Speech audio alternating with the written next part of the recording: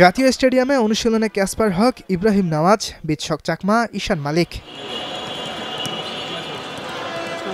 4 প্রবাসী ফুটবলার নিয়ে সাজানো হয়েছে বাংলাদেশ ফিউচার স্টার দল, যারা খেলবেন ব্রাজিলের ক্লাব সাও বার্নান্দো ও আর্জেন্টাইন ক্লাব আতলেতিকো চার্লোনের বিপক্ষে।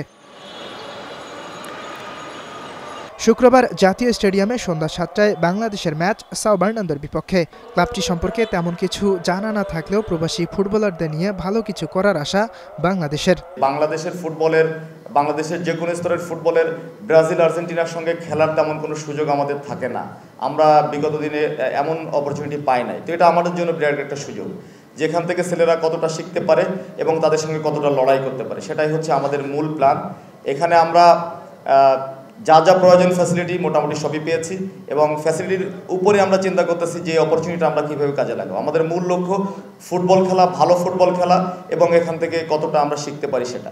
The goal is to obviously show what I have to offer and to, be entertaining. I know this is not the longest tournament, but the 2 games that we have to play, I think I'll try to show my best, and obviously the team has a lot to offer as a whole.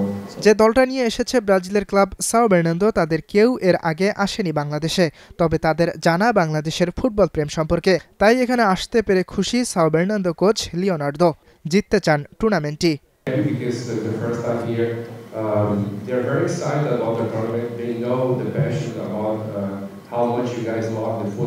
3 দল নিয়ে 5 December থেকে শুরু হওয়া এই টুর্নামেন্টে বাংলাদেশের পরের match 11 December আর্জেন্টিনার ক্লাব আতলেতিকো চার্লোনের বিপক্ষে। এর মাঝে 8 ডিসেম্বর মুখোমুখি হবে 2 সফরকারী দল। ইয়াসির আরাফাত সবুজ, স্টার নিউজ।